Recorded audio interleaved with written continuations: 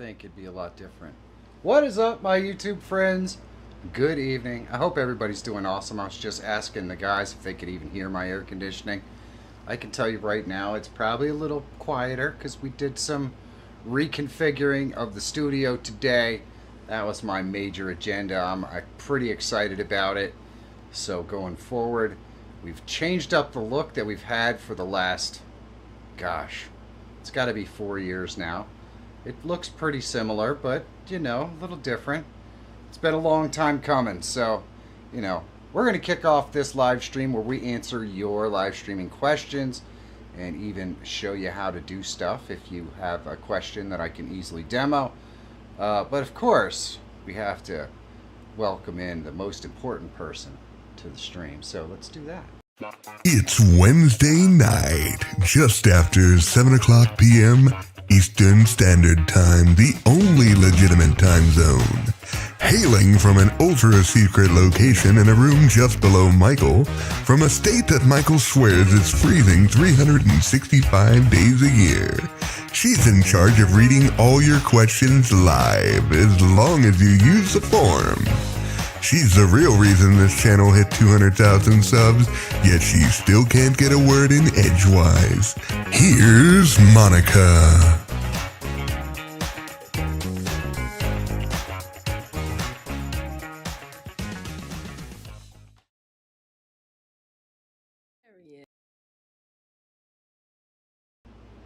My absolute favorite intro for my absolute favorite co-host. I see I was getting worried there, but Mr. Chance is in the house. I have not yet seen special guest, the logician, but we do miss him. I'm glad he's home with his wife nowadays instead of out working in the field. That's always good. We also do have my main man, Mike, hanging out with us on the stream. Looking forward to doing all this fun stuff tonight. But of course, before we do, we just have to make sure that everybody got their virtual popcorn in the mail. Can't forget that. I know you probably did. Probably did. But, you know, just in case you didn't, go get it. Because we're going to go ahead and embiggen that bag of virtual popcorn. That's what we do here. Nobody's going to get fat, so the biggest bag of virtual popcorn you could possibly have is what everyone needs. Because you know what? If it's worth doing, it's worth overdoing. Mm-hmm. Yeah, absolutely. That's what makes this stream so darn epic, as you all know. As you all know. So let's go ahead and open up those question forms for everybody. Don't forget to steak. Right. Getting started soon. Getting started early. Virtual steak. We are. Virtual steak. We are definitely getting it kicked off right away. But I was reminded that for those of you who are meatitarians like me, maybe don't like that popcorn, well, got you. Throw away that stale popcorn and jump into a virtually I cleared this, and it's fired not clear. fillet. They may be virtual, but at least they're not made from bugs.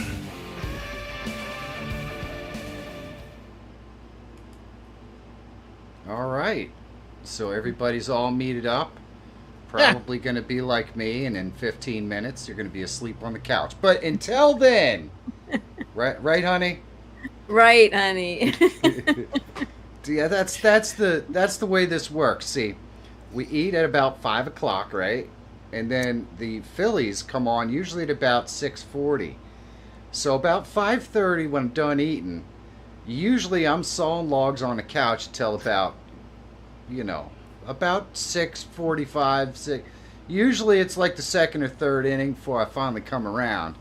But you know, this is probably what, I'm sure there's people in the audience going, man, is that what it's like to be old? All I can say is screw all of you, you know? Hey, at least we know where we're at. That's key. A nap is a quality thing to get once in a while. You don't look this good without your beauty sleep. You know what I'm saying? I know. I hear what you're saying. She hears what I'm putting down. She hears what I'm putting down. So there you go. Yeah, see, Definitely. look at how good I look. You know Well, there what? you go. You don't look this good without your beauty sleep. As the logician would say, I'm a 10-drink date. Where is that guy? I gotta text him. He's probably making a steak. He probably is, but usually he'll send me pictures of his steak. So how's everybody doing this evening? I hope you guys are doing awesome. The Phillies suck. They've now lost 2 series in a row. I'm pretty frustrated. It happens. Monica asked me today, she says, when was the last time they won a game? It seems like forever, but it was yesterday. They looked decent yesterday. It was a pitcher's duel yesterday. They looked decent in the first inning, too. Yeah, well. Yeah. And, of course, when you put Soto in the bottom of the 9th, what do you expect? He's the worst. Well, yeah. But, I mean, I always expect Strom to rock the house, and they tied it up with him in there. So I'm like, geez, it happens. It's just not going to be our night. It's just not going to be our night, you know what I'm saying?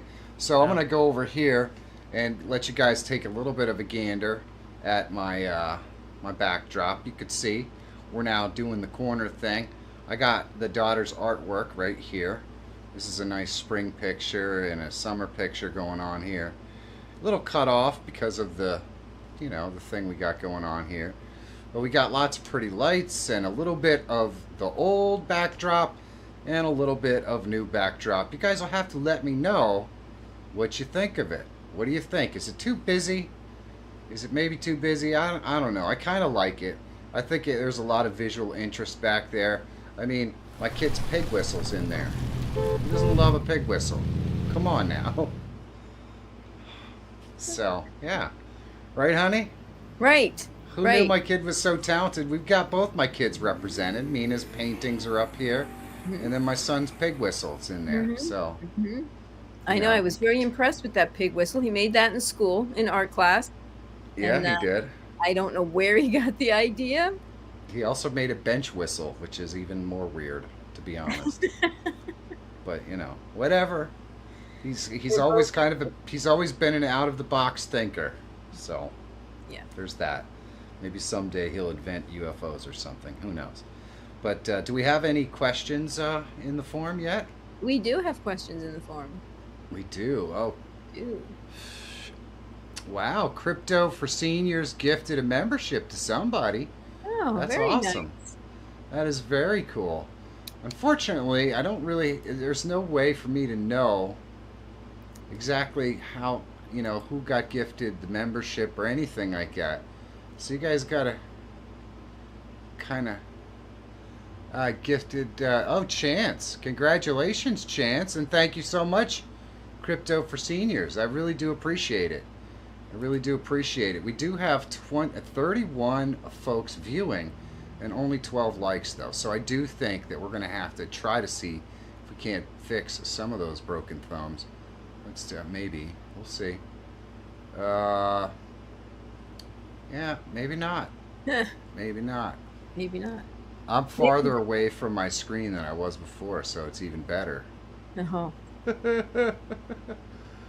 Oh, I can't see it. How is that possible? Oh, here it is. There we go. There we go. I am closer to my chat. And we do have the Freedom Otter over there holding down the fort on Rumble. He is coming to us from the great Ottoman Empire, which I think is absolutely fantastic. We've got some return viewers like Blossom. Good evening, Blossom. It is awesome to see you back. Man, I have the greatest audience in the whole world. Let's go ahead and get to the first question. But if I didn't see anyone put out, there we go. The question form is linked and pinned at the top of the chat. So if you have any questions, we're going to get to every single one of those questions tonight. So don't hesitate to put them in the form. The form is open from 7 to 8. And otherwise, we'll just clown around. Let's do it. That's great. Okay. All right. First question is from Storm Chaser, 2010. Sometimes my vertical chat and emotes tool from your OBS Studio Ninja stream video doesn't work on my live stream from OBS Studio, but somehow I made it work on my last stream. Why is that happening? That's a good question. That's a very good question. I had a situation where my chats weren't really working, so I couldn't so I can do this. Last time I was here was a year before my first live stream. Now I'm a pro. Well, Timmy IRL, awesome. I'm so excited to see that. But sometimes that stuff doesn't populate the way that it's supposed to, and I'll show you because I kind of figured out something today. So let's pop over here to our tutorial section, and wow, that's not going to help us out. Let's see what's wrong with this. What's wrong with this screen? Yeah, the lights are off. There we go. All right, so if we go over here into our extension for that stuff, and let me just move my camera out of the way here. No. So if we go over here into the extension, you can see you have extension active. So you could turn it on and off and then try a test chat again, which I did. Didn't fix anything. But what I did do is trigger a fake test message. And once I did that, the fake test message did show up. And then after that, it started working just fine. So my recommendation would be to send this trigger fake text message and see if that kind of unlocks it or figures it out from that point. Now I will say I'm still having the problem where everyone who chats in YouTube, it goes double. I don't know why that's happening. It's a little bit on the frustrating side, but you know, it is what it is. I've looked for a way to fix it, and so far I haven't found any way to fix it just yet. But we do have 5 amazing folks over on Rumble as well, which is fantastic. I love the fact that we've got a 2-pronged audience going on now. It's awesome. It's awesome. So hopefully that answers your question, or at least gets you in the right direction. Senpai says, "Hey Michael, really helped me on how to do live streams, but I'm still learning and yet to do my first live stream." Well, Senpai, I can tell you right now that the key to live streaming is just to do it. Start out. I know I teach a lot of stuff about all these cool things that you can add to your live stream and all that kind of stuff, but I don't want anyone to think that you need to have all of that stuff to live stream. For the first year that I did live streaming, I did not do any of those things. I live stream directly from my cell phone every single day, and I just entertain the audience by entertaining the audience. You know, and of course I didn't live stream from a studio or anything like that. I live streamed from all kinds of different locations and places around the country, because at the time I was just doing a lot of traveling, and that made it a little more interesting. But the simple fact is that the live streams were super simple. They were all run on my cell phone. And so do not think that you have to have everything figured out before you try your first live stream. Once you get the bug and you start live streaming, you're just going to be, you're not going to believe. It's fun. It's fun. Just that when your first guest shows up and you start to, you know, interact and all that, there's nothing like it. There's absolutely nothing like it. So don't hesitate, Timmy, to start live streaming, and just get better from there. Because the part of live streaming that is most important is the guy sitting behind the camera. If he's not entertaining, then it doesn't really matter how many cool little tricks and tidbits you put in your live stream. People probably aren't going to be all that interested. So you got to start your craft. You're working on you on camera anyways. It's big time. Big time the first thing that has to happen. And there's a Dusty sighting. Look at that little guy. Let's get another question, honey. All right, let's get another question. Dusty and I will ask the next question. We have a question from Neil Collects. Are you able to screen mirror an iPad into OBS on a live stream? I'm wanting to do Pictionary on a live stream. Strange but true. Absolutely. I've got at least 3 different videos of 3 different ways that you can add an iPad into your live stream. probably the easiest way to do it is using Prism Camera. So basically, you download Prism Live Studio or on your iPad, and then you connect it to Prism Cam, and then Prism Cam can feed into any camera output on your OBS. Let me show you what I mean. Let's go over to our tutorial screen, and we'll bring up our scene here. And if I right click on my camera and I go to properties and I drop this down, you can see that I have 3 prism lenses right here. If I load up my iPad in one of those prism lenses, then I can select it and see my iPad or my iPhone or anything like that. It's really pretty simple. So that's an easy way to do it. I also have 2 other videos on different paid applications that allow you to do it. So it's not hard. And if you're streaming on a Mac, you can literally just mirror the screen. You don't have to install anything. It's really that easy. But on a PC, I think Prism's lens is one of the easier ways to do it. And Chance just posted a link to some of the different ones that are out there that can help you out. But there are a lot of different ways to do it. It's pretty easy stuff. The main problem tends to be audio. But there are ways to get that across as well, depending upon which app you use. All right. Let's get another question. Okay, we have a question from Blossom. Well, hello, Blossom. Good What to see can you I back. Do what? Oh, yes, nice to see you back. Yes, that's correct. What can I do to reduce the echo when using Zoom through OBS to broadcast to a third-party platform? Well, the first thing you have to do is make sure that you're not feeding any audio doubling into your system. So it sounds like you're basically taking a screen, you know, like a. If I'm not mistaken, it sounds to me like what you're doing is you're taking basically a screenshot of Zoom or a window capture or a display capture of Zoom and the audio from that Zoom, and you're live streaming it out to something.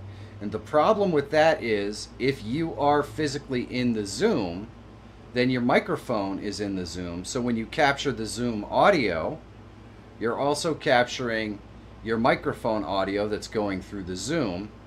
And if you're inputting that audio also into OBS, you're getting it twice. So just basically remove your audio from OBS if you're already putting it into Zoom, and that should resolve some of the echo. Hopefully, does that make sense? Am I on the right track there? Are you putting your microphone in there twice? Is that what's going on? I'm guessing I'm probably pretty close to right.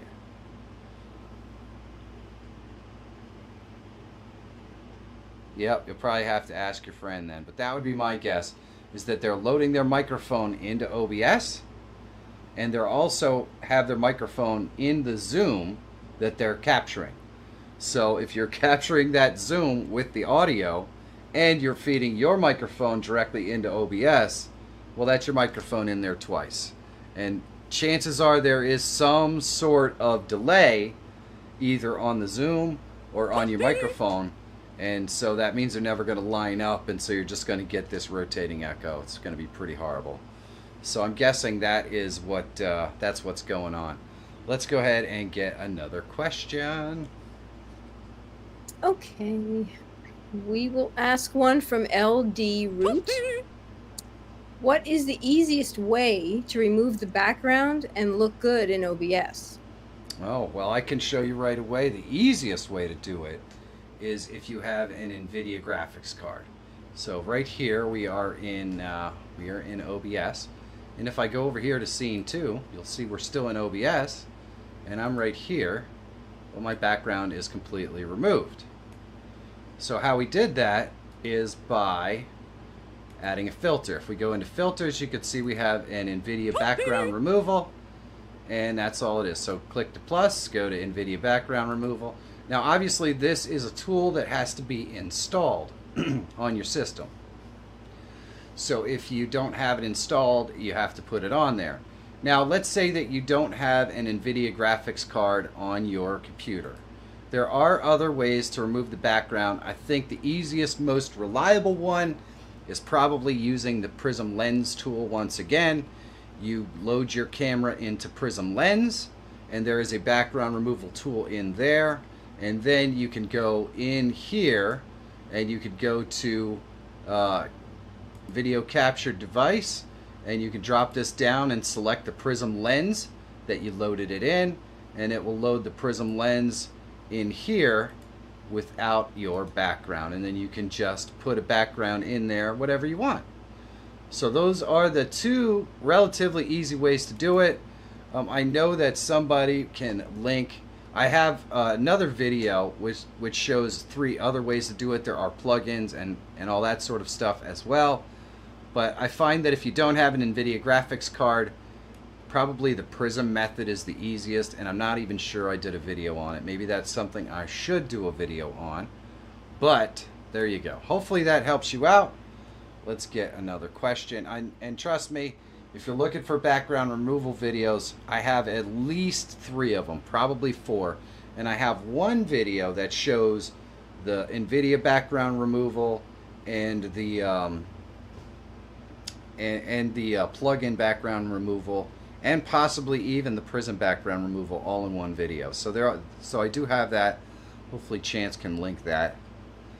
Chance posted 4 of them. So yeah, they're all out there. Thank you, Chance. You are the man. Isn't Chance the man, honey? Chance is the man.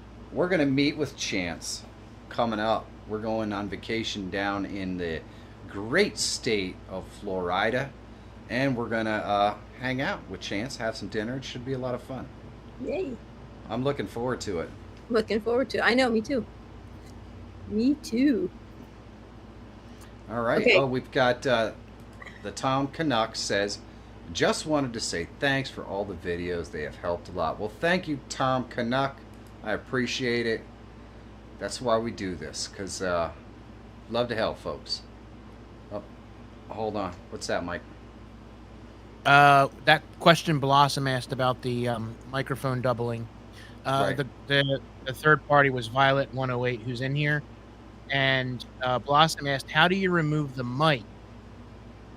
I'm not sure what they mean by that. Now, maybe that's when you added it into OBS to delete it. That's what he's asking.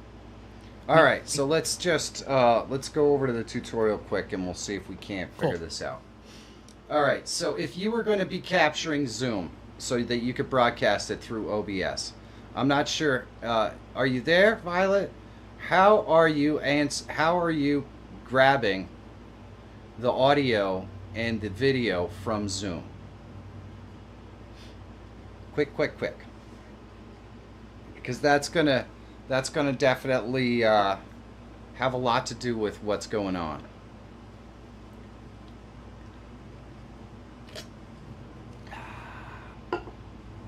While we're at it, CNBia something or other here. I'm sorry I can't pronounce your name, but asks how to stream Instagram with OBS. The first thing you need to be able to do is get the be able to get the stream key. And as far as I'm aware, Instagram is still not sharing its stream key. So the only way to do it is through third-party means, which could get you banned on Instagram, so I don't recommend it. But once Instagram starts sharing its stream key, then streaming on Instagram is going to be exactly the same as streaming on anything else. You just set your stuff up, you put your stream key in there, and you click go live. But right now, they don't share their stream key, so I haven't seen any information as to how to do this. So we'll grab another question and we'll come back to it. If you guys could just maybe watch the chat for when we get an update on exactly how she's capturing the Zoom, then we'll maybe get back to it. Let's get another one. By the way, there is a question form.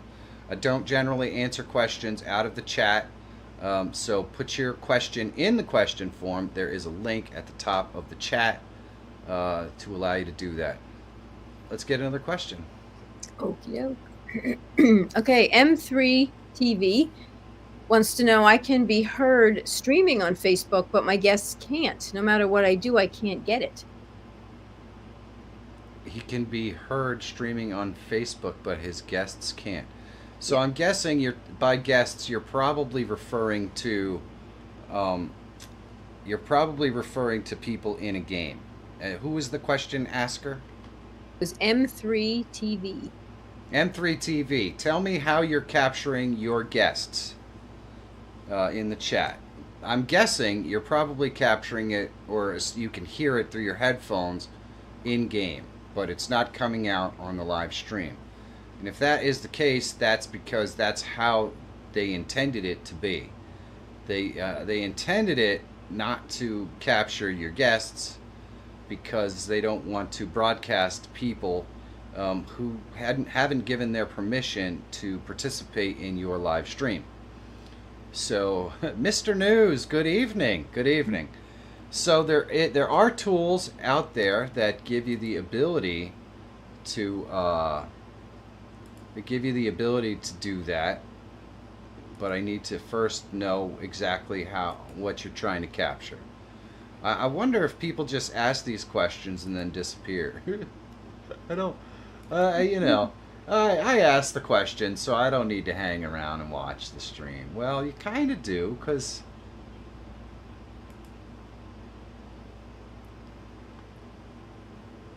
you're capturing the voice for your guests on Prism. Yeah, see, I'm not sure exactly how are you adding your guests to OBS. In other words, are you adding them with Video Ninja, or are you putting a game, Prism and OBS? Yeah, that doesn't make any sense, because guests can't connect directly to Prism or OBS.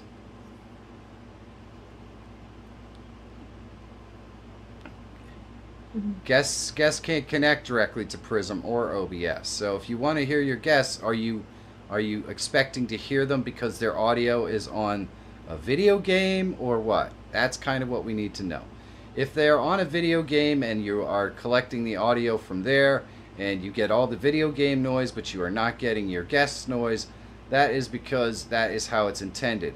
So if you wanted to receive your guests' noise, your guests' sound, you're going to need something like this Elgato Chat Link Pro Audio adapter for the PS5, PS4, Switch, and all that stuff. This allows you to capture voice chat and gameplay sounds, and it has an extra long cable, supposedly. But the Prism and OBS thing, that doesn't make any sense. So that kind of tells me that you don't really know what you're doing at all. And I can't help you if you can't answer my question.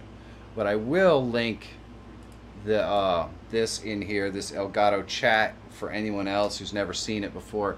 If you're trying to bring video game audio into your stuff, that's how you would do it.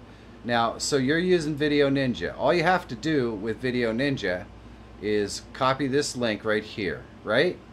And then, so let's do this. I'm going to copy this link right here. We're going to go in here and we're going to add Monica in. So all I have to do is go to browser. And I know exactly what you're doing wrong. So you will see. I did put the link for that in there, but if you're doing it through Video Ninja, you don't need that. I know exactly what you're doing wrong. So you're going to put your source in here that we just copied out of Video Ninja, and we're going to put the size 1920 by 1080. And here's what you're doing wrong, right here. If you want your guest's audio, you have to click Control Audio via OBS. Now, I know I've said it in every video that I've ever done about this. You got to watch the whole video. You got to watch the whole video to see that. But you click Control Audio via OBS, and then you'll notice that Monica's audio is in there. So when she talks, there you go. You can see the audio. So hopefully now you will be able to add your guests with their audio. Cool. Well, there you go. M3 TV, that is how you do it. You got to make sure that you have add the guest audio or add the audio in there in your browser source. Once you do that, you're all set.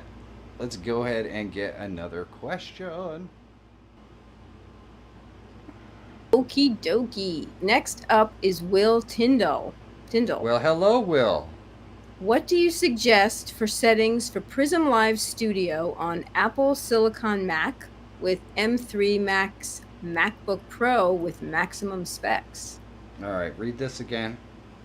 What do you suggest for settings for Prism Live Studio on Apple Silicon Mac with M3 Max MacBook Pro with maximum specs? Right. Well, you're going to use 1080p. You're going to be setting your bit rate at 6,000 kilobits per second, and you're going to want to use Apple's encoder. And that's pretty much it. It's the same as everything else that you would see. It's the same as any other platform, except for instead of using like the NVIDIA encoder or X264, you're going to try to use the Apple encoder. And it's that simple.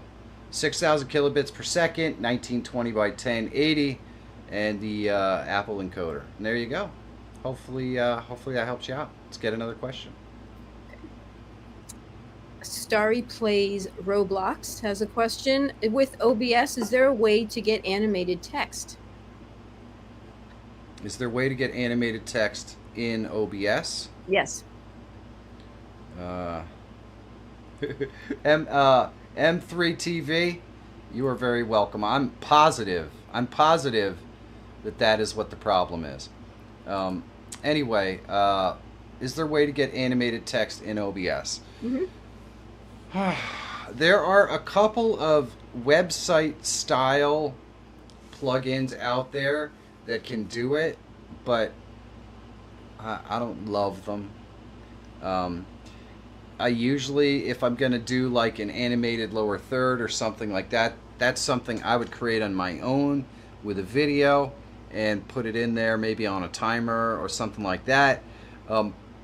If you find that you really want to have animated text, then something like Prism Live Studio has animated text built right in. The closest thing to animated text that you have in OBS is stuff like that animated text that I have all the way at the top that shows my point system information. That is animated in a very, very simple way.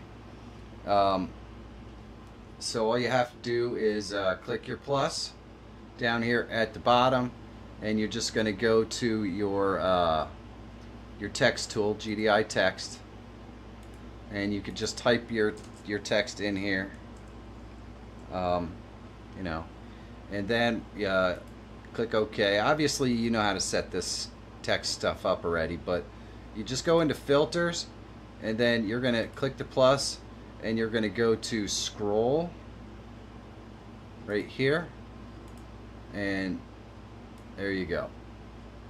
And now that'll scroll your text. That's as close to animated text as you can really get in OBS.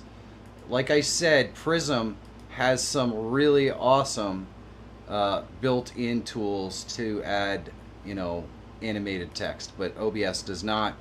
And right now there aren't really that many fantastic filters that I know of that can really give you animated text.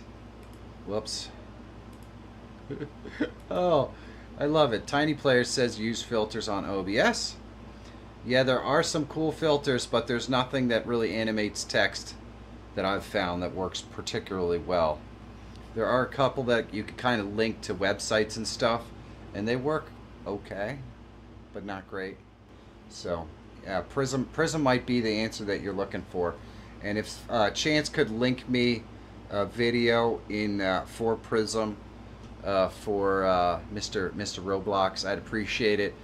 Chance also did mention right here that you can use the OBS Move tool to animate anything in OBS, and that is true. You can use the Move tool to animate chat and that sort of stuff in and out, kind of like you see right there how that animates up from the bottom. You can use the move tool to do stuff like that in OBS, but it's a lot more work than just using. It's a lot more work than just using Prism, which already has standard chat or text animation stuff. See, it has all kinds of stuff. Now I want to tell you guys an old-timey story about something that our friend of the channel Chance is doing. He is going to make sure that this particular thing can be applied not just to me, but to Monica and to Michael at the same time. It is coming. So someday, you're going to be able to do old-timey, and it's going to include all three of these gangster folks that are sitting right here. And I have a feeling they'll all be kind of different, but you know, it's going to be awesome. I can't wait. That'll be awesome. Chance is working on some absolutely epic features for this live stream. In fact, I did ask Chance because we got so many questions about vertical live streaming last week, so I just want to let you guys know. First of all, I already did one video on vertical live streaming that's going to come out probably maybe Friday, but next week. The other thing is Chance is working on making this overlay vertical so that we can produce this live stream live on YouTube in horizontal and vertical format so that we can test it out, because it's really easy for me, who hates vertical format, to just poo-poo it and say it's garbage and nobody's watching it and it doesn't matter if they're watching it because it's not monetizable and all that stuff. And that's great, and that's just my opinion, but we're going to try to prove it with fact. So we're going to make sure that we set this live stream up, and we're going to do both vertical and horizontal live streams on YouTube to test out that theory, so that I'm not just talking out of my butt with opinion. Because you know what an opinion means, you know. So there you go.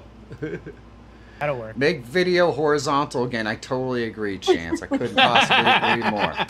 But for now we're gonna make sure that we give the viewers what they want. And the viewers right now, they want to know how to live stream in vertical, and we're gonna give it to them. We're gonna give it to them. Give them what they want. And then, yep, and then we can decide. We can decide along with them on their own whether vertical is, going to work for them. Because let's face it, there are some people out there that are very, very good at the vertical format and are maintaining some sort of stable living or have created a stable brand around vertical live streaming and vertical content. It does exist. So I think it's time for us to stop ignoring that it exists, even though I personally don't think it's particularly viable. That's fine. That's my opinion. We're not going to stop people from being able to try it out and do it if they want to. So that's what we're gonna do. We're gonna make sure you guys have information on how to do all the vertical live streaming, just like the horizontal stuff, so that you can make your own determination as to what's good and what's bad, and I can still have my opinion. But know that I did everything I could to make sure that you guys have the opportunity to make your own opinion as well. All right. Hopefully that makes sense. Mr. Eugene, we have a question form that is linked at the very top of the chat. If you could click on that and ask your question, I'd appreciate it. Then we will definitely get to it. So let's get another question.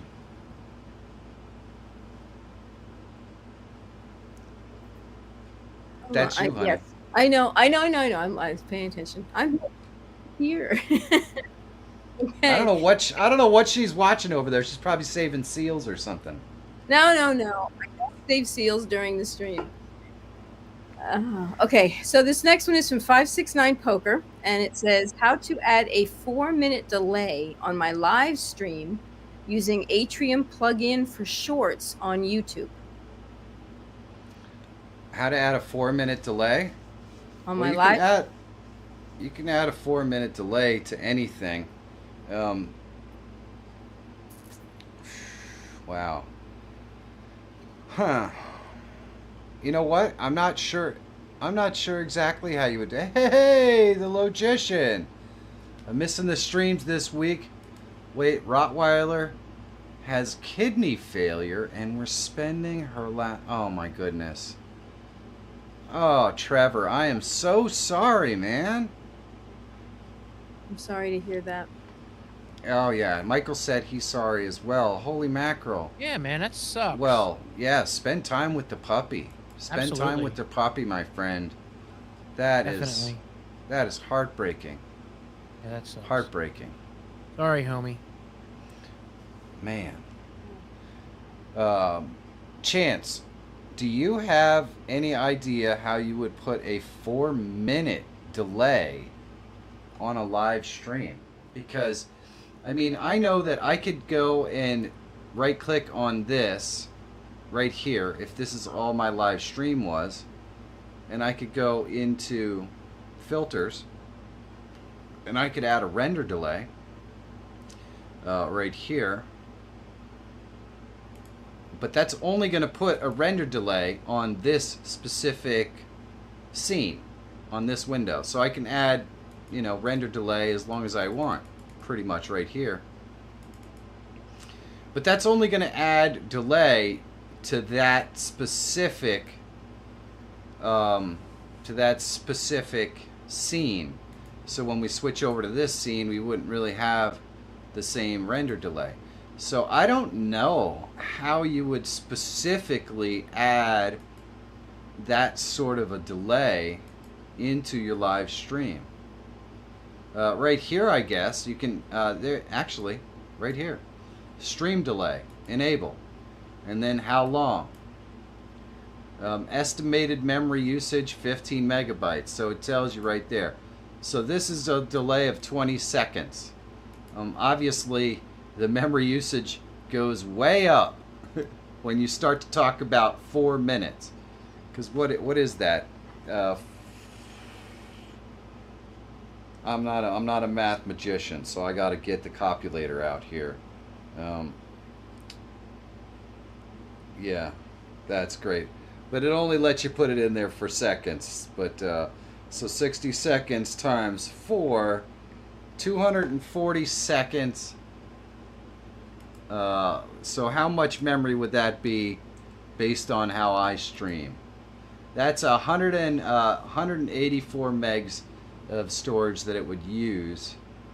But it looks possible. You just enable the stream delay right here, and you put in your seconds of delay, and bada bing, your stream is delayed.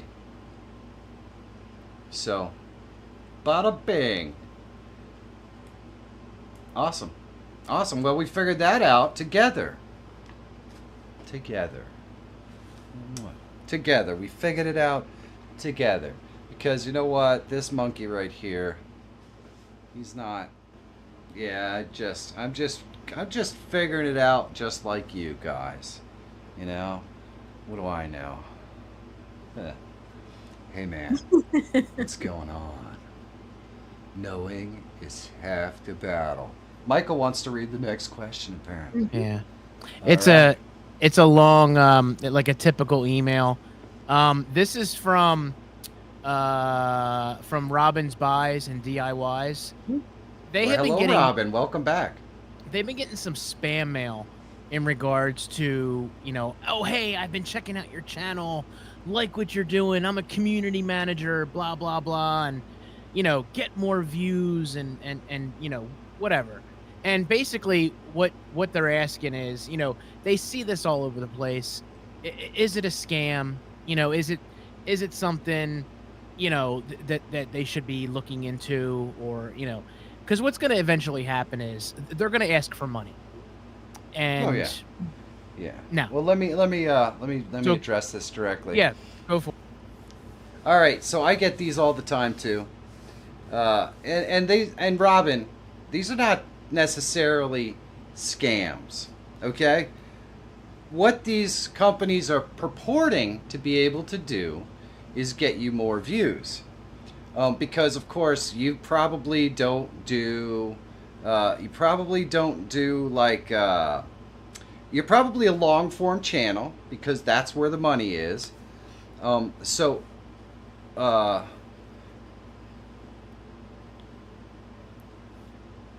well, yeah. So they're not. Basically, I get these emails all the time, and it's people who mean well, but basically they're not doing anything. Okay, they're going to use some sort of AI tool to create short form content out of your long form content, which I've discussed in the past doesn't really drive views to your long form content, and also doesn't make any money. So it doesn't do you any good, but trust me, it's not free. They're also going to tell you how they're going to improve your SEO, so that your titles are better and your and you have all the SEO stuff. And YouTube has come out and basically said that SEO is pointless. YouTube scans your video before it ever goes up and does the subtitles or all that stuff if you want it. So YouTube knows exactly what your video is about. It doesn't need SEO. It doesn't even need a title. YouTube knows what your video is about. So basically these people are trying to charge you for something that will take them no time to do because an AI does it and then, you know, make money. And don't get me wrong, there's nothing illegitimate about it. They're going to be performing a service, but it's just like the kind of service that if you spent an afternoon, you would be able to figure out how to do all of those things using AI for yourself. That's not what it was, though. It was an email from a girl claiming to be a manager for the YouTube Shorts community. See, now, when somebody's claiming that kind of crap, then that's just spam. That would definitely come from YouTube specifically, and it would probably also be something that you could see right on your YouTube dashboard. And if it doesn't, then it's absolutely a 100% a scam. And I wouldn't respond to it. But I get all the time, I get people saying we're channel managers with this much massive amounts of success, and we've had 700,000 views and blah blah blah, and we did this for this person. And of course you have no way to verify that unless you know the other YouTubers. But then when I start to ask them questions like, well, how is adding shorts to my channel going to make me more money? Well, they can't ever answer that, but it'll get you more views and it'll increase your reach. And it's like, all right, so basically they're trying to get people involved who don't understand how YouTube works, and I'll bet you it's probably effective. They probably make lots of money, but when I start asking them even the simplest of questions, they basically just stop responding because they know they've found somebody who actually has the ability to check and read their own analytics. So that's the easiest way to kind of know for sure is when they can't quantify what it is they can really do for you. It's all, well, we're going to create shorts and we're going to fix your titles and we're going to give you better SEO. That's all crap. That's all crap that AI is going to do, and they're not going to do anything but collect a paycheck. So yeah, don't bother with any of that. General says, I've watched several of your videos and I've learned so much about OBS. Thank you. Right now I'm trying to work on the goofy faces that can be changed. How would I do this? Well, Chance will link a video down below that shows you how to do faces like this one and this one, and of course super cool Viking face, you know. So you can still do these faces. It is a little more challenging now than it used to be, but they are still available, and Chance will link a video right there, Snapcam. Hopefully, Chance, that's the last Snapcam video that shows how to save it. But yeah, let's get another epic man, we're having too much fun tonight, I think. Are you guys having fun? Is anybody having fun? Is it just me and Monica that are having fun tonight? And Michael? I hope not. Hold on. Tiny Player says, would be a cool video to go undercover and make videos on how these people who claim they're channel managers and seeing if they can find the outliers and the truth. You know, tiny players, I probably got 30 plus emails from people like this in my outbox. So I could easily put together a video that outlines them, the questions I ask them back, and the fact that I don't get any responses. And to be honest with you, tiny players, I think actually people might enjoy that video. So that might be something I put together. I think that would be pretty interesting. Because these are the things you got to know. In fact, I want to tell you guys, I'm going to take a second here, Monica. I want to tell you guys, I am currently working on a video because I get a lot of questions about making money on YouTube and sponsorships like the stuff you see up here and all that other stuff. And how do you start? How do you know what to take? I want to make sure that you guys don't put yourselves in a situation where you start working for a company really early on, and later on when you try to raise the prices and that sort of stuff, because you have more viewers, they basically just walk away. There are ways to avoid that. When you spend the kind of time and energy that it takes to build an audience, you don't want to let sponsors and that sort of stuff take advantage of that, because that's so much hard work and it's worth a lot more than they will let on. So I'm going to do a video that talks about how to know your value when you're talking about sponsorships with sponsors, but also how not to get trapped into doing basically free videos. Because believe me, just like your boss at work, their job is to try to get you to do as much work as you possibly can for as little as you will absolutely take, money-wise. And that's all a sponsor is going to try to get you to do, as much work for their brand as they possibly can, and if they can get away with it, they don't want to pay you anything. And so I'm going to do a video that talks a little bit about this. Now, I know a lot of you guys have small channels, and that doesn't mean that your audience doesn't have value. This particular channel, let's say there are probably 4 other channels out there that do what I do. Not exactly, but similar. They touch on similar subjects.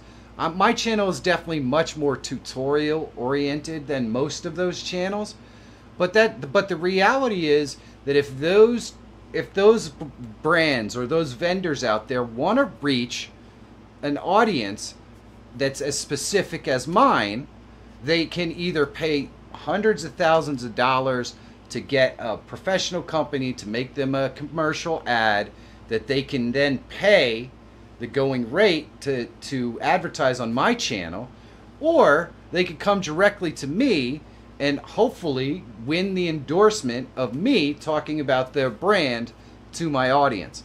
And there's a lot of value in that, because I don't do a lot of it. So when I talk about something that I really like on this channel, you guys respond by going out there and trying it and using it. And so there's a lot of value to that. And when you're putting together sponsorships and that sort of thing, you gotta always remember that. You gotta always remember what is best for your audience at the end of the day. If you do what's best for your audience, it's almost always going to also be what's best for your pocket. And that's the honest to God truth. That's the honest to God truth. So I'm going to do a video that outlines that sort of stuff for you guys, because if you're hardworking and you're dedicated, you're not always going to have 100 subscribers or 50 subscribers or 10 subscribers. Someday, you're going to be just like me with 250,000 subscribers, and nobody ever told me this stuff. I had to figure it out the hard way. So I'm going to do a video that kind of talks about it, and hopefully it'll help a lot of people. We'll see. We'll see. But yeah, so that's on the docket as well. I heard a commitment. Mr. News, it is definitely a commitment. I am working on the video. I just want to make sure that it's good and that it's actionable things that that people can can think about when they start to be approached by sponsors, or when they decide they want to reach out to sponsors. But usually it's you're being approached at some point. And believe it or not, you don't have to be massive to be approached by sponsors. But those sponsors are looking to take advantage of the fact that you've probably never had a sponsor before. So they're going to basically try to get you to do a video for nothing. So you're going to advertise to your audience for free product. And, you know, the video should hopefully help you to navigate around that sort of thing. Hopefully. Anyway, let's get to a question. All right. Well, just so everybody knows, it is almost 8 o'clock. The form will be closing at 8 o'clock. So if you have anything, get your questions in. We have to, I don't know, maybe give it a couple extra minutes because we didn't make the announcement until, so give it about 5 minutes. Yeah, just get your questions in there. You can't, Michael, you can't keep talking when you're not on camera. It's distracting. Go ahead, honey. Yes, okay. Get your questions in. Okay, next up is a question from Tiny Players. I want to know, how does it feel to stream to Rumble and YouTube? Does YouTube not push your content where you mention Rumble? Since Rumble is the direct free speech competitor to YouTube, I have seen that my shorts on YouTube don't do very well when I mention or show a logo of my Rumble stream clips on my YouTube shorts. Huh. Well, honestly, I got to be honest. This is really an interesting question. Because like I said before, all of that SEO stuff is just garbage. YouTube knows exactly what's in your video because they scan it. So I suppose if you're doing videos that specifically talk about Rumble, you might be concerned that YouTube wouldn't push those videos as much or whatever. I have not noticed that. My videos that I've done on how to stream to Rumble and that sort of stuff have actually done pretty well. YouTube will push out content that has an audience. And right now there's obviously a lot of people out there looking to or who are interested in finding alternative platforms to stream, and Rumble is one of those platforms. So there's a lot of people looking for it, so YouTube will definitely suggest it. Am I gonna say that it never happens? No. I can't possibly tell you that. YouTube would probably tell you that never happens, but you know, YouTube also tells you that it doesn't censor people. But if you watch any of the news YouTubers out there, they have to stumble around every single topic. They can't just treat something like it's news. They have to use stupid things they have to replace common words used in the news with other phrases just to keep from being, you know, screwed over by YouTube. So I'm not going to say that it doesn't happen, and I think it's really annoying, and I wish these people would just stop doing it and start holding YouTube accountable, but they don't, because they don't. So I'm not going to say that YouTube would never do it. Yeah, that's exactly what I'm talking about, Chance. Phrases like that. Phrases like, it used to be couldn't say COVID because it would get whatever. So they had to use other phrases. These are legit news channels who just don't have the backing of, you know, Disney. So apparently they're not as legitimate as other ones. So they have to use stupid phrases to keep from being censored by YouTube. And I think that's wrong. So if YouTube is willing to censor people like that, then I can't tell you for sure that they don't see a logo or something in a video and maybe not share it as much. But I will say this: if it is something that your audience loves, and if the content is good, it is pretty unlikely that YouTube wouldn't show it, because YouTube likes money. At the end of the day, YouTube likes money. They're committed to making money. And if they think your video is going to make them money, they're going to share it. They're going to share it. So there you go. at the end of the day, I think that is probably more accurate than anything else. All right, babe, what you got? All right, I have a follow-up from Illinois Kennels. It sounds like something from last week. He says, I'm having the same problem from last week with the profile and scene collection when I switch from one profile to another. I tried what you mentioned in the video and it's still changing the size of my camera. Do you know why I am having such a problem with this? Huh. Are you using by chance something like Snap Camera or some sort of camera filtering software before it goes into OBS?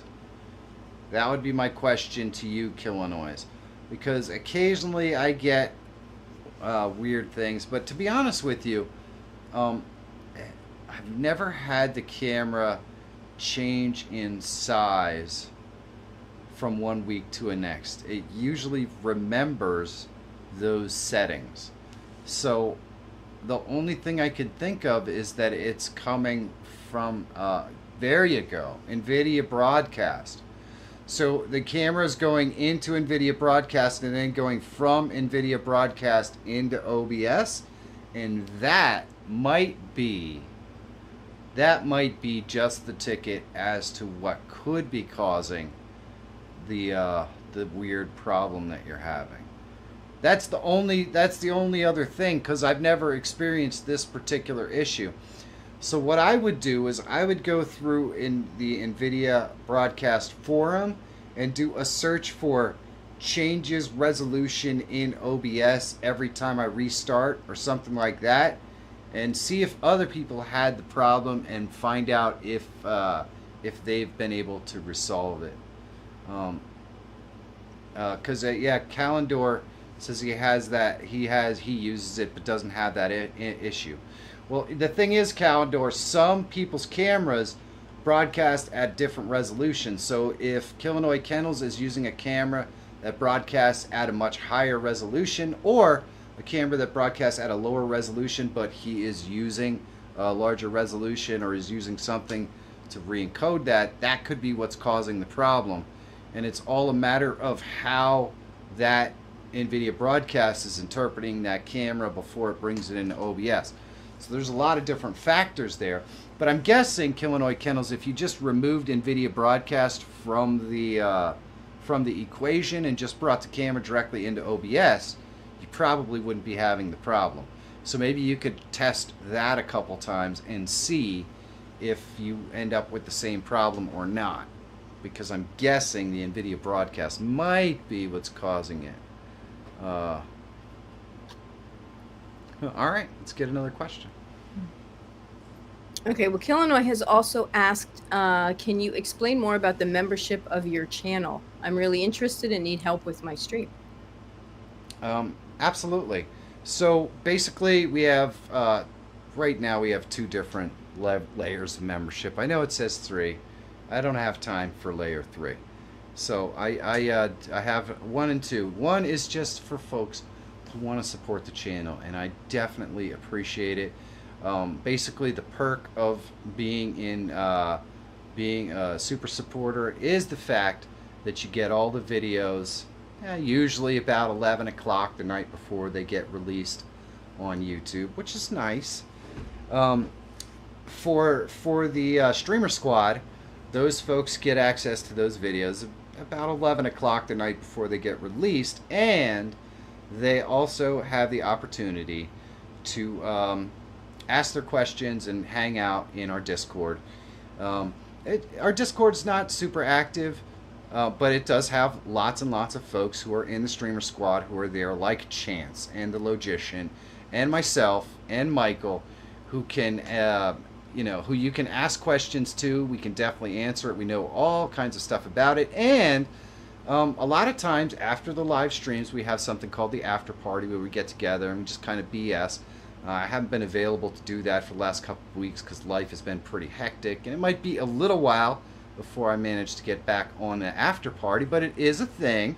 Guys get together, on the after party, hang out a little bit, talk about stuff, whatever's going on. It's a great place to meet friends, ask questions from a lot of dudes who know a lot about live streaming. Because believe it or not, there's a lot of people on this in this chat right now that know a lot about live streaming as well. So that is kind of where we're at. That basically explains the difference between the two tiers. But of course, if you were to ask a question on the Discord or whatever, I definitely answer those questions as well, and can even get on a call every once in a while to answer them or whatever. We certainly don't spend hours and hours. It's definitely not one of those things where I'm going to be mentoring anyone's channel or anything like that. Oh my gosh, Puneet! Thank you so much, Puneet. Wow. Oh my Goodness. I have to get the voice on because I know that this is Michael's favorite voice. He absolutely loves it. Thank you for all the love and support. It is just amazing. This audience. It's incredible. Michael disappeared. I don't know if he went to take a dump or what.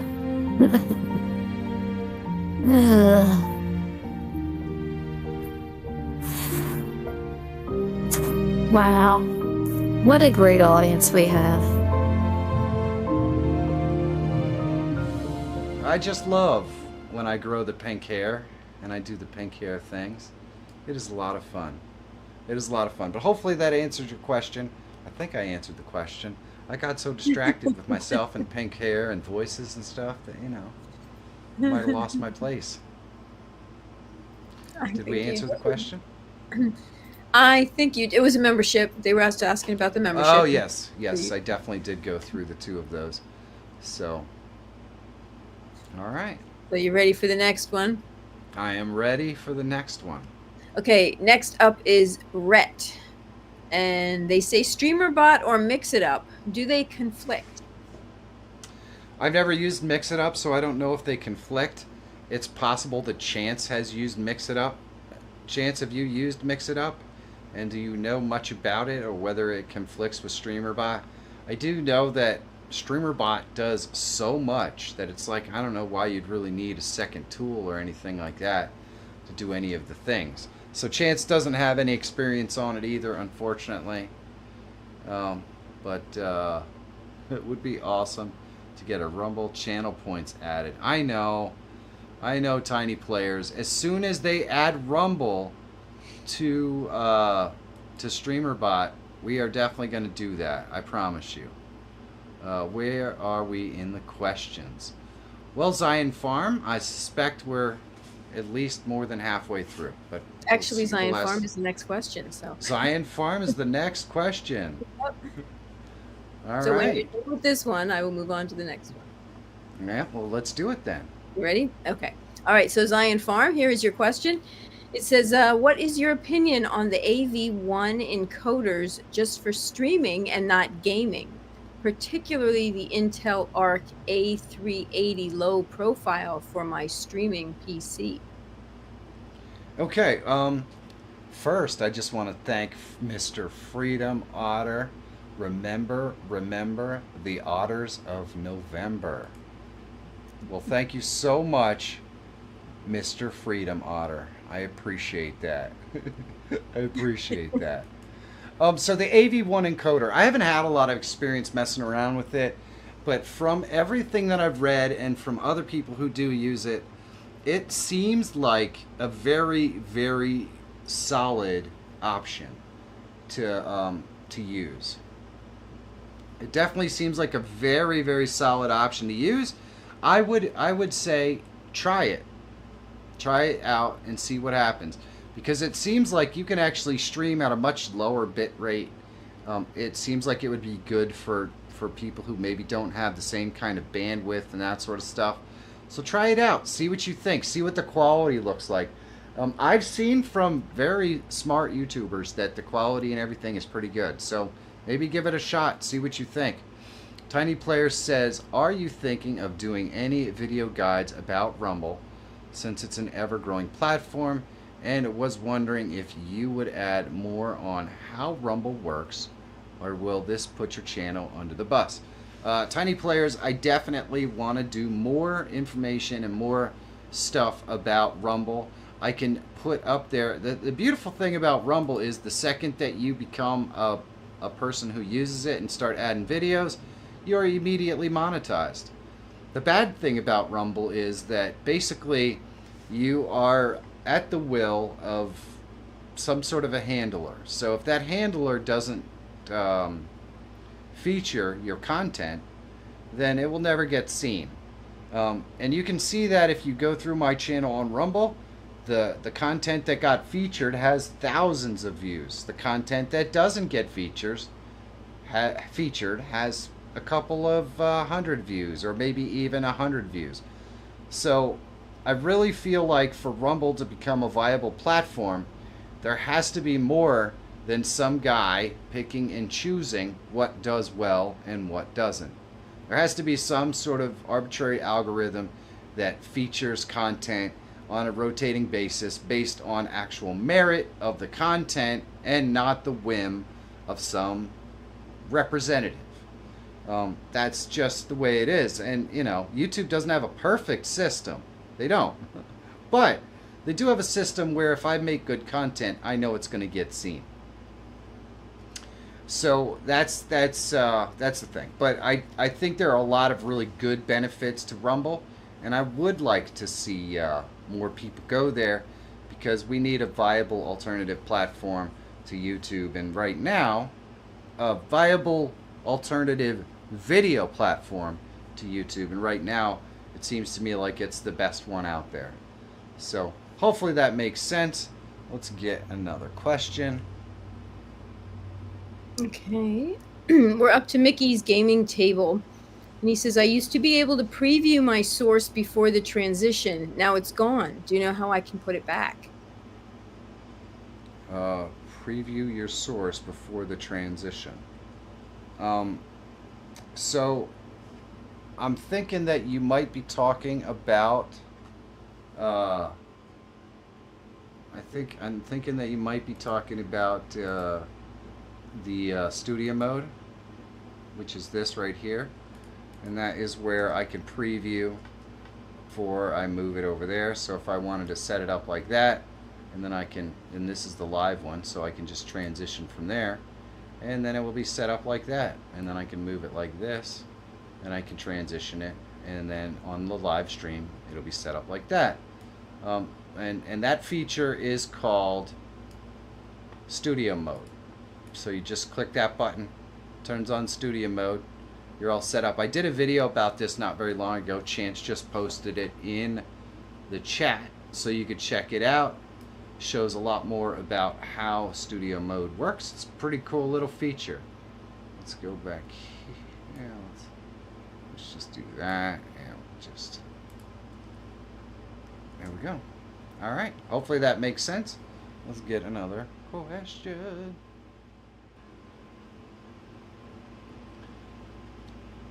Oh wait, hold on, Mr. News.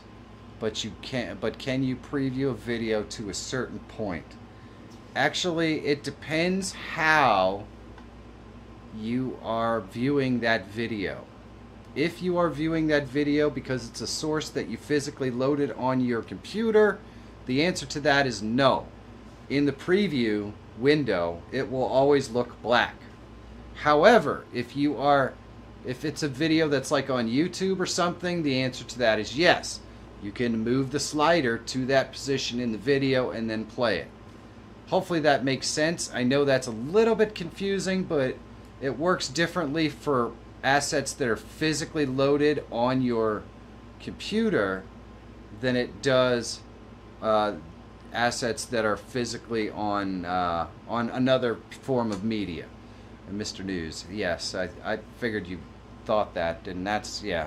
I'm glad I was able to clarify that. Let's get another question. Sorry about that, honey. That's all right. So to Will's question, I'm trying to find a solution to do virtual cam on OBS to Discord on my Intel Mac. Every time I try to do it, it doesn't work, even when pushing start virtual cam. Can you please help? So, read the question again. Trying to find a solution to do virtual cam on OBS to Discord on my Intel Mac. It doesn't work even when pushing start virtual cam. Interesting. Well, if you're using an Intel Mac, it's an old Mac. So there could be something to do with that.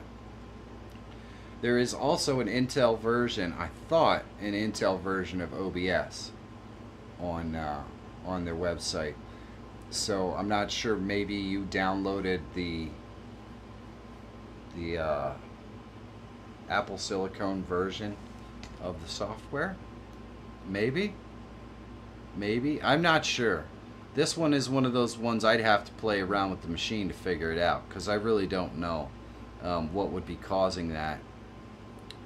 So, sorry can't be more helpful. But those are the two things that I think of that are possibly the problem, is you might have the wrong version, or you might need to update the software. So, hopefully that makes sense. Let's get another question. Okay, we're up to Tom Canuck. He says, Hello, my goal Tom. is to have my mic used for both stream and a Discord call, but I want to keep my OBS filters on the Discord call so I can keep my noise removal, compressor, etc.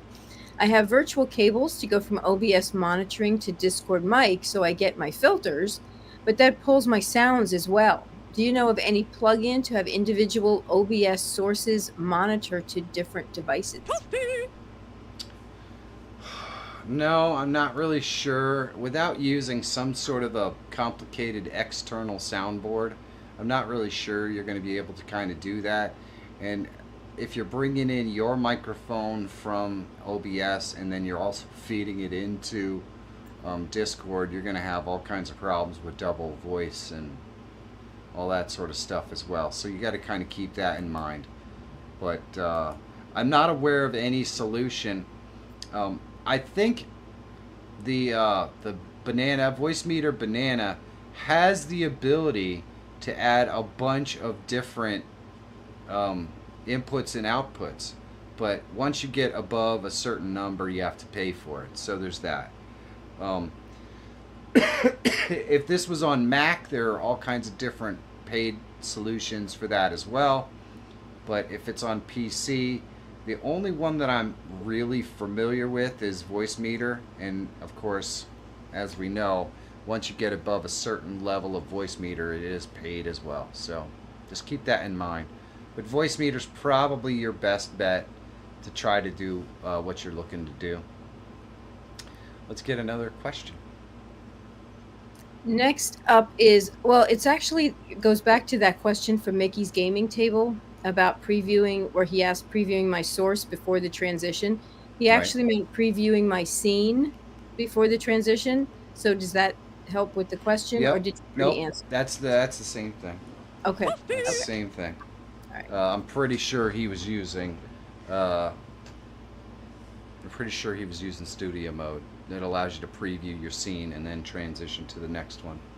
Okay. So. All right. Okay, so this is from Mind Social Club, and it says, if playing with Android simulator games by Prism Live Mobile, want and robot mod in chat room, which is the best one? Okay, it's lots of, if playing with Android simulator games by Prism Live Studio Mobile, want in robot mod in chat room, which is the best one? I have no idea. I'm assuming you're talking about getting a chat bot, and I use, as you could tell, because he sometimes speaks up in there, but I use the Stream Elements chat bot that all do basically the exact same thing. So there's Stream Elements chatbot, there's Streamlabs chatbot, there's Nightbot. They're all the same. They're all the same. They all have the same features and that sort of stuff. I did a video not too long ago that kind of lays out all the different chatbots, the way they're used and how they're used. So you could definitely check that out if you want. But they're literally all the same. Even the feature, like if you use one you're going to be able to go to another one and figure it out in like 2 seconds. So they're that similar. Let's get another question. Okay, this is the second question from Mind Social Club, aka Slots and Gaming. He wants to know, can you do videos on mobile stuff, please? I have done a bunch of different videos on mobile stuff, especially as it pertains to bringing that stuff in with Prism Live Studio. But I can do more. Specifically, I know that people want to see me do a video on how to live stream directly through the YouTube app on your phone.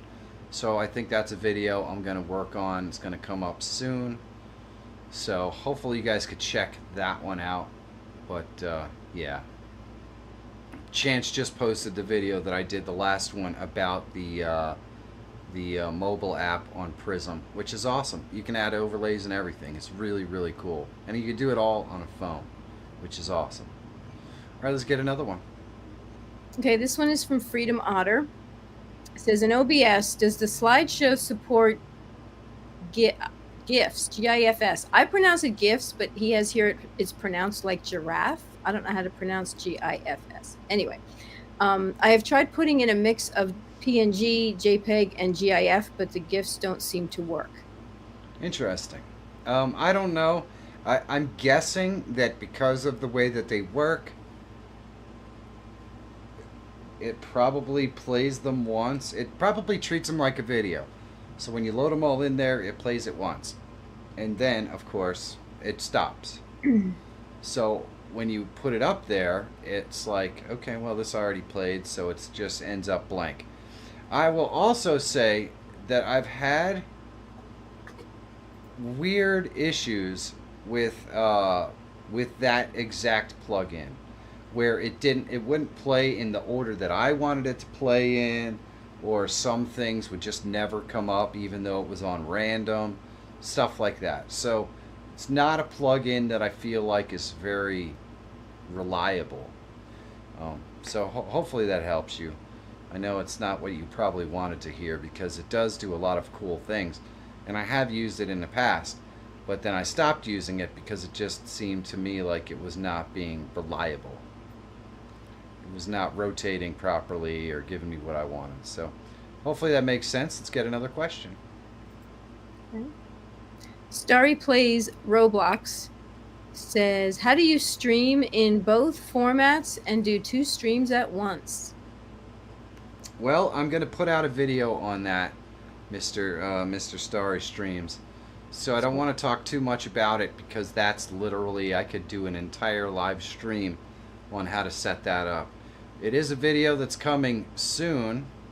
I'm going to have a video coming out probably Friday or Monday, specifically on live streaming vertical content, how to set it up, especially as it pertains to game live streaming.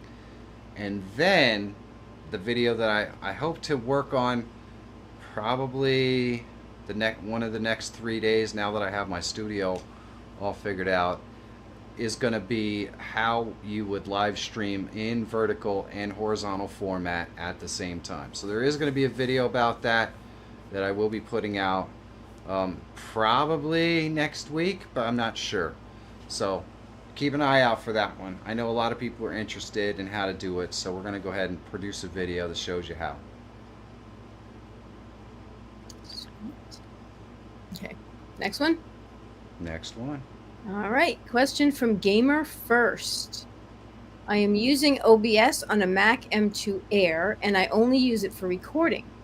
I want to know the best settings for recording in vertical and also horizontal format at the same time.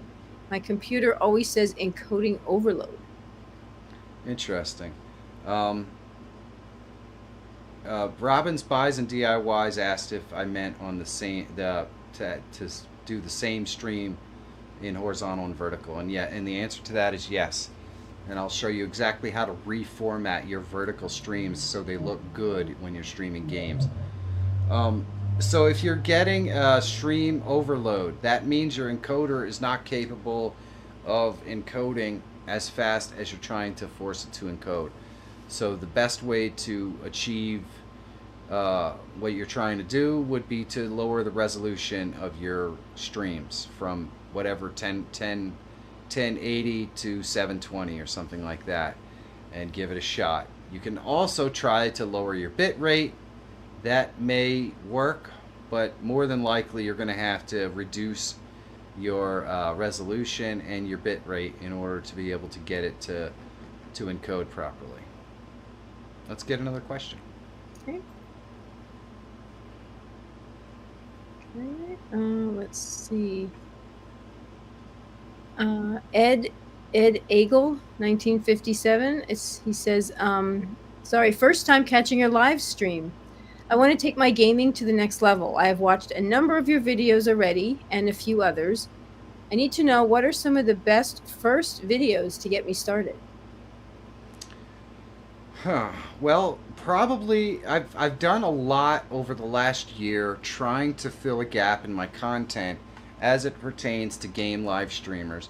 How to just get started, you know, how to set up your first game stream, how to capture your game footage, how to set up the simple scenes. So I've got 2 or 3 videos out there that are probably less than a year old that are specifically designed for just new gamers trying to figure all that stuff out. So those are probably the best place to start, and Chance will post a couple of those in there as well, so that you can kind of check them out. How to start with OBS is a good one, and then I know there's kind of more specific ones that talk about the oh yeah, see, I know that there's more specific ones that talk about game streaming and how that works. I really like how this makes my background look. I think it looks fantastic in old-timey black and white. Very nice, see? Yeah. I don't look half bad with the handlebar mustache either. The monocle might be a bit over the top, but you know, it is. Alright, let's get another question. Alright, let me get back to the questions. Let me just make sure I'm on the right question. Okay. Smart Life Ideas is up next. Why does the capture card appear in one scene and give me a black screen in the other scenes? That's a good question. Did you load the capture card twice? That would be my first thought. Let me show you what I mean. And I'm not going to be able to actually physically show you because my capture card has a feature where I can reuse the camera as many times as I want. So in other words, if I go over here to camera and I go to properties, you can see that CamLink Pro HDMI 1, and you can see it says multi-view. What that means is that gives me the ability to reuse this camera as many times as I want, right? So if I went like this and I went into a video capture device and I created a new camera, right? You can see that I can load the same camera in there and it works. However, if you do this and you do not have the specialized encoder that allows you to reuse the camera, the same camera over and over again, this will be black. And I'll show you exactly what I mean. Let's go ahead and remove that. And I'm going to plug a camera in here. Because I actually have some cameras out. Because I did kind of reorganize my office today. So this is a super crappy webcam. I think this cost $20. It's a piece of junk, but it will illustrate what I'm talking about here. So I'm going to put this over here and I'm going to plug it in, and hopefully I'm not going to crash my computer. We'll see. We'll see. I mean, you know, if you don't crash the computer, what good is it? Alright, so now I'm going to go here And I'm going to select video capture device. And I'm going to go ahead and select that camera. I believe it's probably this one. Yep, that's the one. That's the one. And we're going to go to custom. And we want that custom to be 1920 by 1080. So there we go. That's the camera, right? So we've got that camera loaded there. Now if I went and I recreated that, tried to reuse that camera by creating a new video capture device and then selecting the live USB camera and going to custom and going to 1080 and clicking OK, you can see we get nothing, right? And that's because you cannot use the camera twice. You cannot do it. You cannot do it. However, the way around that is to reuse this one. So if I wanted to re-add this one, I could go and click the plus, and I could go to video capture device, and instead of creating a new one, I go to add existing, and I select it and click OK, and then boom. Now we have two. And I'm guessing that is probably what you're doing. You're trying to reuse the same device twice. And you cannot do that unless you have a capture card that allows you to do it. Like the one that I have here, like this CamLink Pro. So this allows me to use the same instance of this camera a million times if I want. But that's really, really rare. The other thing that you can do is use source clone. So let me show you what problems you can get with this. So let's say that I go, let's use a video capture device, and we're just going to load that same camera in there. We're going to use this USB live camera, and I'm not going to mess around with the settings. I'm just going to do it like that. All right, so we got the USB live camera, right? And I'm going to load another one. And this time I'm going to do it right. I'm going to use the video capture device, but we're going to load this one again. And we're going to put this one up here.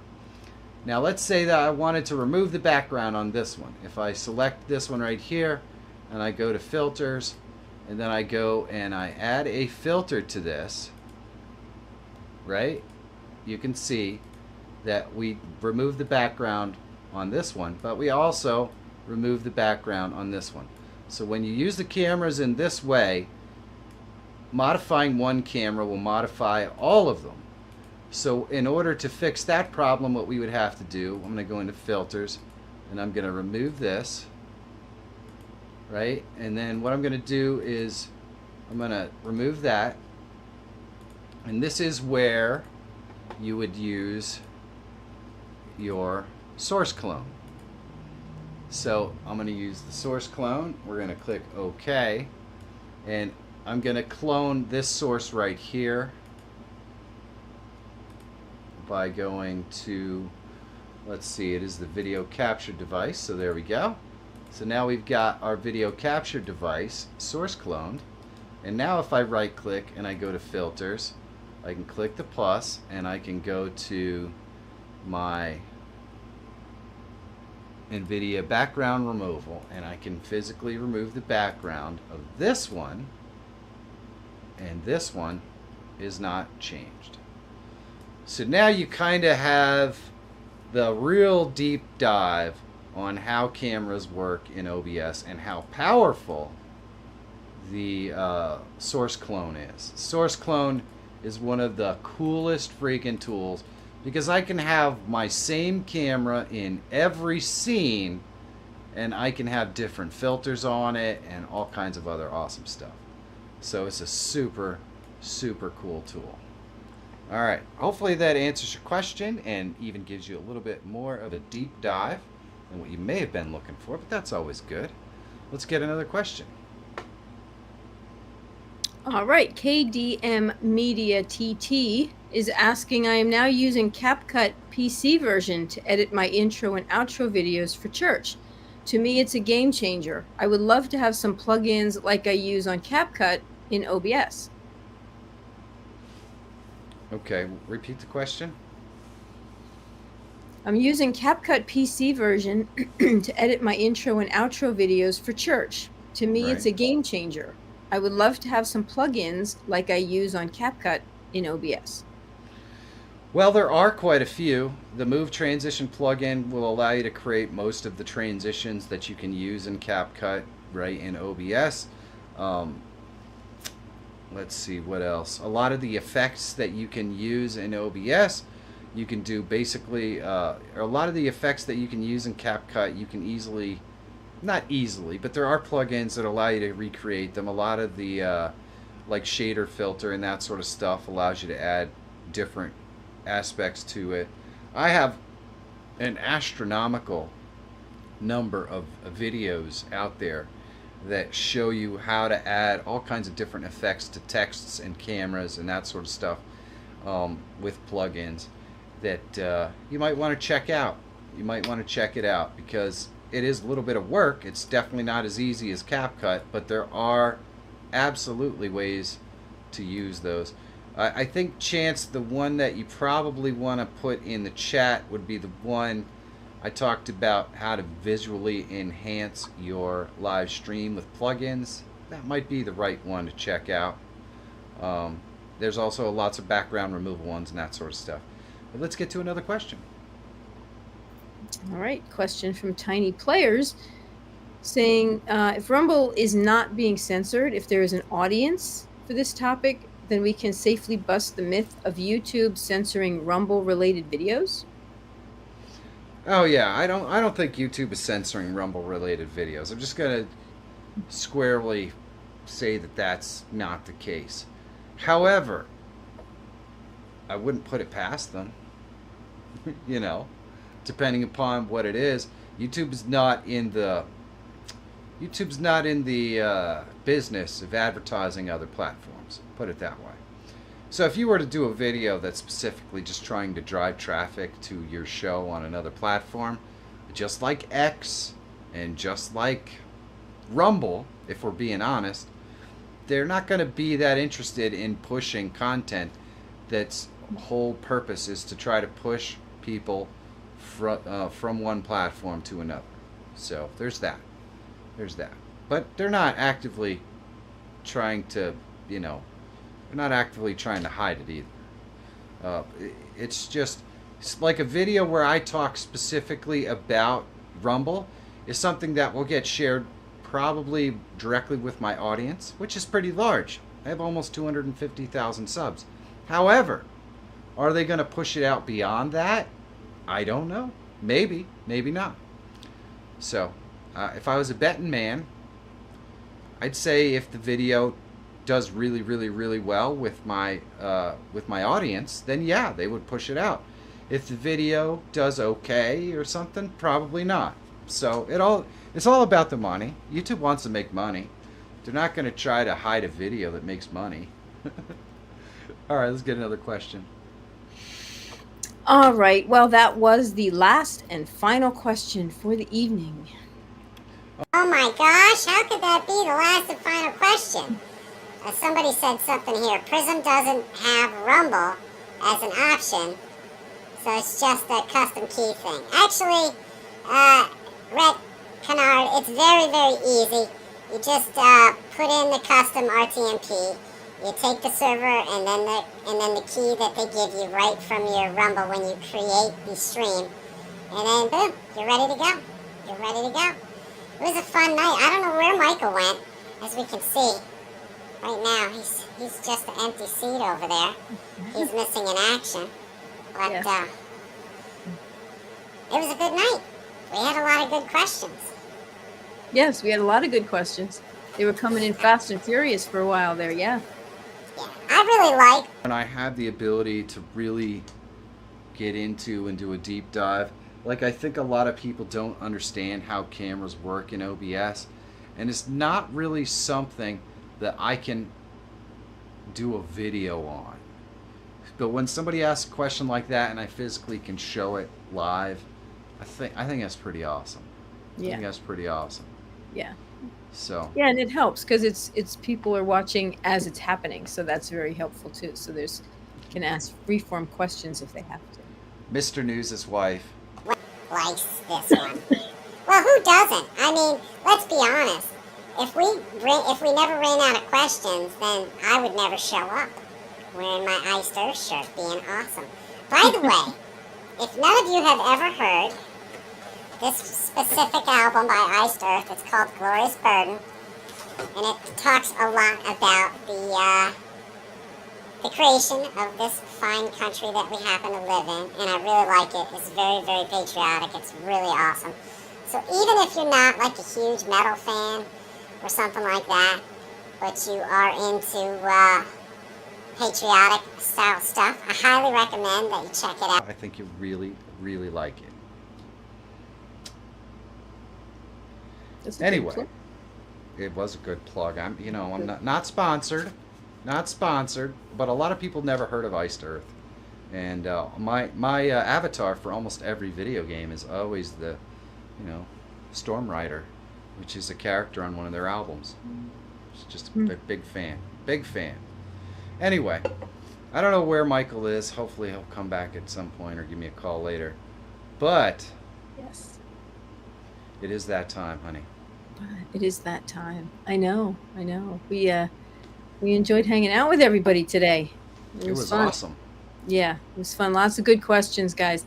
So if you didn't get a chance to have your question answered, if the form was shut down before you got your question in, we will be here next week, Wednesday night, 7 p.m. Eastern Standard Time, the only legitimate time zone. So come on back next week, bring your questions, and you can have them answered at that time. We will be here, and hopefully to be entertaining and helpful and all that good stuff. So come on back. We'll see you then. Stay safe till then. Bye, guys. Thank you, honey. You're welcome. Well, it was a pretty awesome night. I got to unveil the new studio. I know that in this, it's difficult to really show it off because we have Michael and we have Monica, and it's not really for that. But we're back in the Hella Shed, and I will say this. That's going to be the background in a lot of the videos that you're going to see that are going to start to come out in about a week or two. And I definitely want you guys to let me know what you think about it in the comments. Do you think it's cool? Do you think it's too busy? The thing about this particular studio is that it allows me to set up my lighting in a much more traditional way, with a standard key light here and a fill light here and an overhead light. So my lighting is much easier to manage because it's not a non-standard setup, and then it allows me to get a lot more distance. Like I can move farther this way. I can really blur out the background if I want. I can just make it, or I can have it kind of like it is now, where it's still reminiscent of the old background. There's so much more I can do. I can actually physically make the background totally clear and go stand so more of me is visible. I can set up a whiteboard. So this new setup is going to give me a lot of options to do different things with my videos, to kind of push the envelope and do something different. Plus, I mean, there's a lot of folks watching this that have been with me for 3 years. I've been using the exact same background. At some point, I know it's very comforting and you guys like what I do, and it's like, oh yeah, it's Mikey's in the back. But every once in a while, it's okay to mix it up, and I think it's a little bit refreshing. So you guys will have to definitely let me know what you think of the new background once you get a chance to really get a look at it. It has a lot of the same elements either way, so some people may not even really notice how different it is. But either way, I love you guys. Thank you so much for coming and hanging out with me at the end of the stream. I always like to try to say something positive. Hey, we live in a weird time with weird things happening. And the best that I can say is that your own personal way that you look at the things that you do, the way that you carry yourself, is the best way to be happy. If you want to be happy, well, you just think happy. I know a lot of people say, well, you know, bad things happen, and, you know, bad things happen to everybody. Bad things happen to everybody. But we live in, at least I do, and there may be people in this stream who don't live in a country that's as blessed as the United States, but literally, we just have nothing to complain about. We have literally access to just about anything that we could possibly want, need, or desire. There just isn't all that much to be miserable about.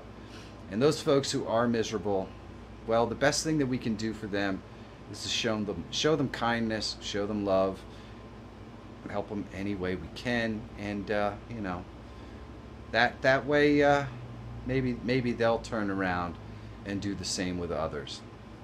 It's the best we can hope for.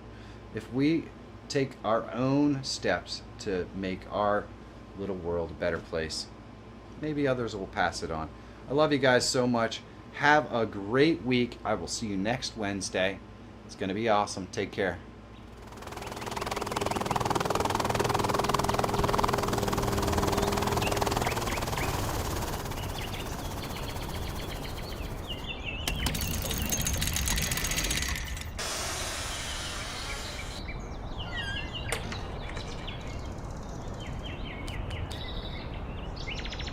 Today's video is sponsored by Envato Placeit. Placeit is a marketplace for all kinds of assets that can help you with your YouTube channel. Things like art and live streaming and video assets. You can create amazing face cams and live streaming overlays really easily. There are hundreds of templates, and each face cam and overlay can be modified with different designs, colors, text, and text fonts. The process is super easy, and you can even incorporate your own logo, or if you're like me, your own Placeit design logo, and you can put it right in your design. This gives you an infinite number of overlays and face cam possibilities for your live streams. And they're so easy to create, you can use a different one every time you live stream if you wanted to. So please, click the link in the description and check out Envato Placeit for yourself. If you have the means, supporting the sponsors that support the channel is a great way to help me keep making awesome content that helps you. So thanks.